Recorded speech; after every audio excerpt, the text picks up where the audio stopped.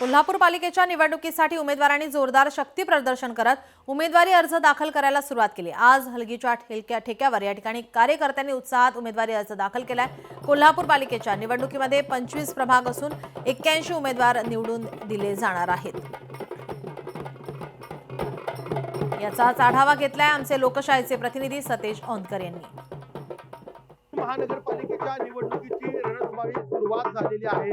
अर्ज भरण्यासाठी अवघे 2 दिवस बाकी आहेत। आपण पाहतोय की कोल्हापूरची खरं तर कोल्हापूर म्हटलं की हलगी येते आणि हलगीच्या याच ठेक्यावरती आता उमेदवार आपले अर्ज दाखल करताना पाहायला मिळत आहेत।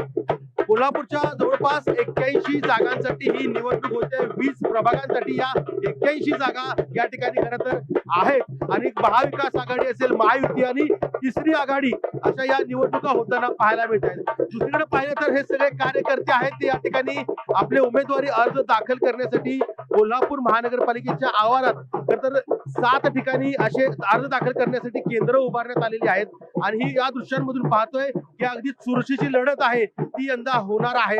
आणि आपण ही दृश्य पाहतोय ती महासैनिक प्रशिक्षण केंद्र कोल्हापूर या ठिकाणची ही दृश्य आहेत आणि हे कार्यकर्ते खरं तर जोरदार शक्ती प्रदर्शन करत अर्ज दाखल करताना आपल्याला या ठिकाणी दिसून येत आहेत। उमेदवारांना खरं तर मोठा कस लागणार आहे कारण यंदा पहिल्यांदा 4 सदस्य असणारी प्रभाग पद्धती जाहीर झालेली आहे आणि त्यामुळेच हे सगळे कार्यकर्ते या ठिकाणी जोरदार आपल्याला खरं तर प्रयत्न करताना दिसून येत आहेत।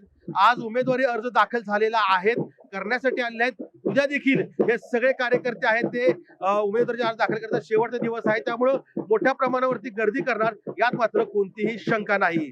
सतेज औंधकर, लोकशाही मराठी, कोल्हापूर। लोकशाही मराठी ऐका, पहा, जागरूक रहा।